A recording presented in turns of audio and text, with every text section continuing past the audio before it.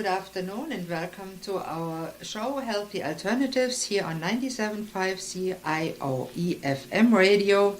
I'm your host, Dr. Christine Sauer. Thanks for tuning in today. In this show, I will talk about all aspects of health and wellness, from conventional to alternative and everything in between. Today I have the pleasure to welcome my guest Lisa Staples to the show. She is a fellow Integrative Nutrition Health Coach. She specializes in teaching women how to go from frazzled to focused and helps them prioritize their health so they can prosper in life. She works mainly with busy women in the prime of their lives who are tired of yo-yo dieting and want to feel great and learn to love their bodies. Now, Lisa, you have been a friend of mine for some time, and I often get asked what a health coach is. Really, here in Nova Scotia, people have no idea. It's way more in the States, but it's coming more and more here. Can you tell us a little bit about it, please? Well, to me, health coaching is more about the lifestyle and the behaviors and choices that people make. And we as health coaches can provide guidance and support and accountability when someone decides that they're ready to prioritize their health. In general, we don't provide nutrition advice, like specialized nutrition advice, and we don't diagnose or treat or prevent anything. So it's really about making suggestions and recommendations. People can do like food substitutions, and especially when they're transitioning from a diet that's based mainly on processed food and they want to shift more into the real food.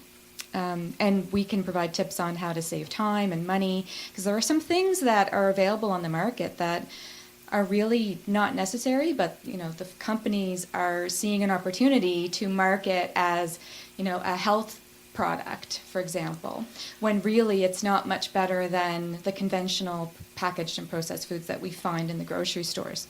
That is so true. I find very often people do not prioritize their health enough, and they just go to the doctor when they have a problem, pop some pills or take some Tylenol and just keep on doing what they're doing. So how did you get to be a health coach? Well, it was a journey and a process of going through and figuring out my own health issues. Yeah. Like, as you say, a lot of people, they don't take their health seriously until they're faced with something that kind of forces them to wake up. And that was certainly the case for me. So, I spent most of my life struggling with not just my weight, but with mental health, digestive health. And, it wasn't really until I was told by my family doctor that I would have to wait 2 years to see a GI specialist, that I finally decided to make a change for myself. And that was in the fall of 2013, and I'm still waiting. Wow. So, it's a good thing I decided to not wait, and I took matters into my own hands. I did a lot of reading and research. And, it was a lot of trial and mostly error, but, I realize that I don't need to see the specialist because of the changes that I've made. I don't really feel at this point that a specialist could do much to help me anyway. Wow, that is amazing. Myself. What exactly did you do, and how long did it take to change your life around?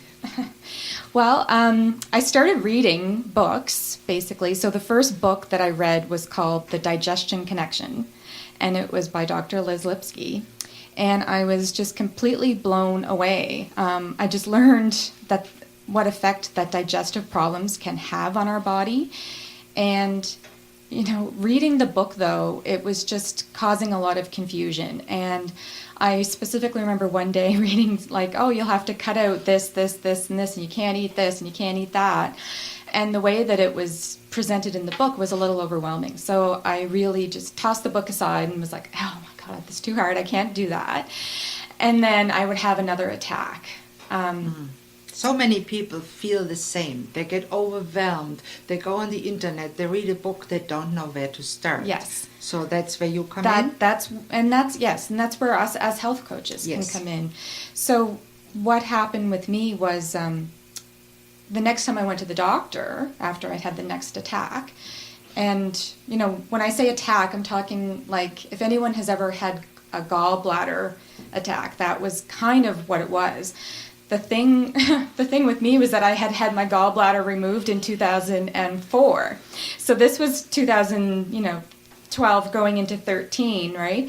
So I was like, okay, I feel like I'm having gallbladder attacks, but I don't have a gallbladder, so what's going on, right? Yeah. So when I went back to the doctor, and the medication she prescribed me made me worse. I was now more knowledgeable from reading, so I was asking a lot of questions, which she didn't like. And so, and the medication ended up making me feel worse. Mm-hmm. And so I decided to go and see a naturopath and had some testing and discovered that I actually had low stomach acid, so I wasn't digesting my food properly. And I also had food intolerances caused by something called leaky gut. Yep. Right? So I did end up cutting out dairy, soy, and sugar, which, when I went to the grocery store next and I was looking at, everything has dairy, soy, and sugar in it. Virtually everything. So, except for vegetables and fruits. Except for real food. Yeah. So that was my choice. So I was like, but at that point, I felt I had no choice because I couldn't keep living with, the situation I was in. So I definitely felt a lot worse before I felt better because of the toxins your body stores in your fat tissue. And so then as you're releasing them, they get released into your bloodstream. It makes you feel like you have the flu. So basically I had the flu for like 4 weeks. Yeah. And then I finally started feeling better. But the major thing that I noticed wasn't just an improvement with my digestive health, but it was my mental health as well. And it was like, oh my God, I can't believe that no one ever told me this. Yes. But the thing was, I think that I just wasn't open to hearing. Many people have no idea, including doctors, that nutrition is so important for mental health also. Yeah. And I firmly believe that the epidemics of depression is caused by the standard American diet, the SAD diet. Yes. Maybe we should talk about a little bit how real food can be differentiated from fake food. Fake is a big word nowadays. So yes, fake exactly. Well, a lot of people call it clean eating, for example, but basically it's food that it's in its natural form or as close to its natural form as possible. So you want to be looking for something that only has one ingredient, or it doesn't have a label. So you don't have to read labels because the most of the food that you're buying shouldn't have labels. So you don't even need to worry about, the fat content or the calorie content or this or that. So it's just basically eating food that it's in its natural state or as close to the natural state as possible, as few ingredients as possible. Cutting out anything that's highly refined. So like white sugar, white flour, and even starches can cause problems for some people. So it can be a little bit tricky, and then that's where health coaching can really come in handy and help people kind of figure out what's best for them. Yes, and one criterion that I like to use for real food is if you put it on the counter and it stays good forever, it's not real food. Yes. It's what I call food stuff. Yes. Yeah. And something that's real food is usually grown in the soil or eaten by animals from the soil that have been bred in a natural way, humanely, or something like that, or prepared from those foods. Exactly. But when you look at packaged food and you can't pronounce what's in it, there's something wrong with it. Won't you agree? Oh my gosh, yeah. So that's what I mean. Like you should be able to pronounce the food you're putting into your body, and like you said, it should spoil. Yeah. Right. So if you leave it out, it should spoil, or even if it's something that's refrigerated, it should eventually spoil. Yeah. We'll have to go to the commercial break, but we'll continue our conversation after the break with health coach Lisa Staples. Thank you.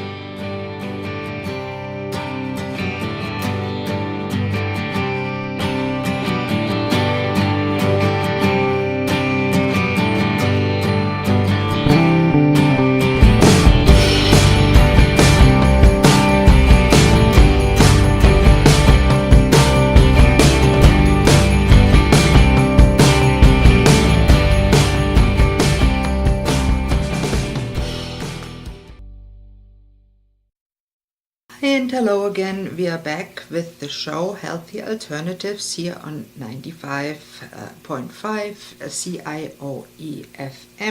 I'm here with my guest, fellow health coach Lisa Staples, and we are talking about women's health, nutrition, weight loss, and all what health coaches do, which is not very known in Nova Scotia. Now, Lisa, tell us a little bit more about what is the background of health coach. How do you become a health coach? Is there a licensing body, or how do you know that you're talking to somebody that has an idea what they're doing and doesn't just tell me to throw out the medications and go on from there? Well, anyone who's considering working with a health coach should definitely check into what schooling and what training the person has had. So you and I both went to a place called the Institute for Integrative Nutrition. And there's a few other, well-known accredited schools that provide health coach training, and our training was a year-long program. And I definitely think that people should check into someone's background and see what kind of training they had. Because there are some people out there who are calling themselves health coaches, but they don't really have the type of in-depth training that we certainly had. And I think, the main issue too is that people in general are just so confused about all the conflicting health and wellness and nutrition information that's available. And, our doctors really don't have the resources to spend the time figuring out what's causing the symptoms. And they do just prescribe medication to treat the symptoms, which was certainly the case with me. And, the problem is that if you don't get to the root cause of what's making you sick, then you'll just get sicker and sicker, and you also have the potential of the side effects from the medication. And, while we, of course, would never tell anyone to discontinue a medication, there are certainly things you can do while you are taking that medication that will help to alleviate some of those symptoms.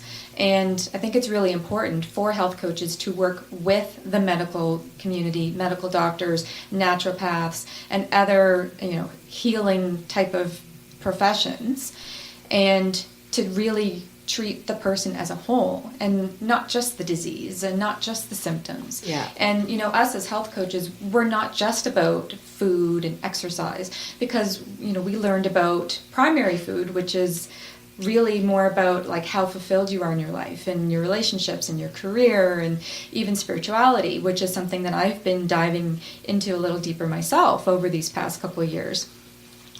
But really the whole worst part for me during my whole experience was when I would go to the doctor and complaining of certain symptoms, and they would run tests and the tests would come back normal.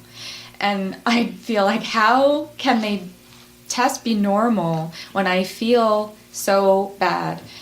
And I think that's really when it would be helpful for someone to seek out a health coach and a naturopath, or even functional medicine doctors, which are more popular in the States, but I feel like there's starting to be a shift here. And, it's more about treating the body as a whole. And another great book that I read over the past couple of years was something called The Disease Delusion by Dr. Jeffrey Bland. And it really talks about how disease can be traced back, not just to the gut, but really it's about how it's a breakdown. You have, key biological processes, right? And if any one of them starts to break down, it can cause a cascade effect that affects everything else. So it's really important to not just treat, the arthritis. Don't just treat the joints, right? Don't just treat the depression. Don't just treat, the digestive problems. You need to look at everything in conjunction. And a lot of our local naturopaths here do that, and I'd like to see more emphasis on the whole integrative or functional medicine approach. Even with our family doctors as well. Yeah, I couldn't agree more, and it is really a pity that our health system does not pay a regular doctor to get his certification in functional medicine or integrative medicine. And people in Nova Scotia, I have to say that sometimes are not prepared to pay for anything health related because they think, oh, our system should look after that. And what I always like to say as a comparison between cause and a symptom is, when you have pain in your toe, you might want to take a Tylenol and it will get better. But if the cause of the pain is a nail you stepped on, you have to take the nail out. Yeah. And that is often not done. But I won't say every doctor is like that, because they're not. No, there is wonderful doctors around, wonderful doctors that try their best to see the patient as a whole and really treat him from all sides. And as myself, a conventionally trained doctor in Germany, I understand the problems, because you only have so much time. You needed more time, and you're not allowed to get the patients to pay you separately, because the health system just doesn't allow that. Yeah. So they have a hard time, and I can understand that. I think there should be more cooperation between us health coaches and the licensed physicians and naturopaths to work everything together. I find it hard to understand that a physician here cannot be a naturopath at the same time without studying both separately. It all goes together. So that's a fascinating thing. In Germany, it was possible for me to be both. I just didn't have the time to really look after my patients that way, because in Germany you have to do 5 minutes medicine, which is really very unsatisfying. Yeah. And I think us as health coaches, and I know you work with naturopath in the clinic you are in, that is a great opportunity to really change the perception of healthcare and integrate it. Yes, exactly. Yes, and as you say, most of my clients, they do work with a naturopath, and it's great because the naturopath does the testing, and she figures out what protocol is best for the patient, taking, like I was saying earlier, everything into consideration. So, normally when you go to a family doctor, you go in for one complaint, right? So you go in complaining of, digestive problems, but you don't think to mention everything else. And even if you did, they might not think to put it together. And that's where, a really good naturopath, and the one I work with is such a naturopath. And, then I help the patient implement the protocol, because there's nothing worse than leaving the appointment with a bunch of handouts and like having just no idea where to start, what to do first, and it's like, what the heck do I do now? And I think that's why a lot of people don't really take the time to prioritize their health, because they do think it's too hard. Yeah. But it doesn't have to be hard. And I mean, a lot of people, they could make significant changes, like we were discussing earlier, just by changing the food that they're eating and just eating more real food. It's not even that they have to eat, 100% clean eating all the time. I follow now an 80-20 rule. So while I typically will not eat processed food, there are times that I do. And, And I mean, we are all human beings, and even that makes a big difference. We don't have to eat all organic. But I think the problem is also a political problem, that the big agro-industry gets very much pushed and funded by the politicians, by the government, instead of propagating the small individual farms that follow an organic lifestyle.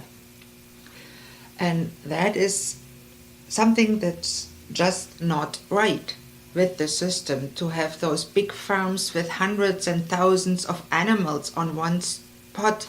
That's just not normal. And I agree that the health coaches, and I hope we get more of really nice, good health coaches like us in Nova Scotia, to work with qualified physicians that are interested in providing their patients with more than just telling them eat healthy. Yes. And I think it's really important too for people to know that health is not really a destination.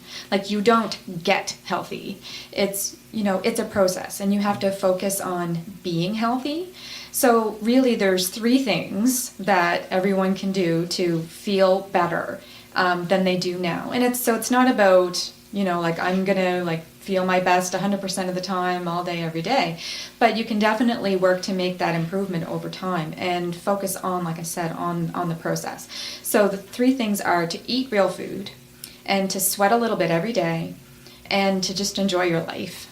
right? And which is a whole lot easier when you don't feel like garbage all the time from the food that you're eating. And I think it's really important to let people know that they can enjoy their life and focus on being healthy and living a healthy lifestyle at the same time. Like one doesn't have to sacrifice at the expense of the other. So, and like I said, it's a lot more easier to enjoy life, And I really think it needs a conscious choice from people to put their health as a priority. And not just say, it's easier to go to McDonald's and stuff a hamburger that doesn't rot in 5 years in my body. Yeah, and that's the other thing. We need to start relying less on the modern conveniences that have come about that were supposed to make our lives better and get back to basics. And, I think, too, a lot of people, they wait until they have that healthcare crisis. But they don't realize that most chronic diseases are caused by years, sometimes like several years, sometimes decades of neglect and abuse that we subject ourselves to. Yes. And, from what I've been reading and understand, that only 30% of common chronic diseases actually result from genetic inheritance, while 70% are actually shown to come from the influence of our environment on our genetic expression. So we can do a whole heck of a lot to make sure that we live not just long, right, but healthy as well. Because a lot of Canadians are living their last few years in chronic pain and with a very poor quality of life. And misery, Yes. And dementia and all those diseases that as a young person sometimes are avoidable.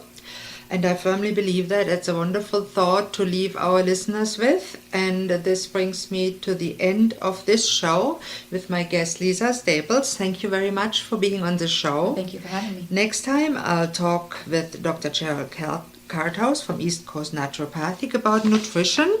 Please don't hesitate to contact me with any questions, thoughts, or suggestions.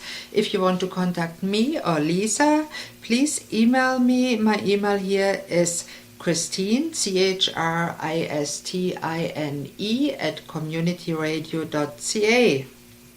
Thanks for listening to Healthy Alternatives. I'm your host, Dr. Christine Sauer. Goodbye, and I hope you tune in next Thursday at noon Atlantic Standard Time on 97.5 CIOE-FM Community Radio or online at communityradio.ca.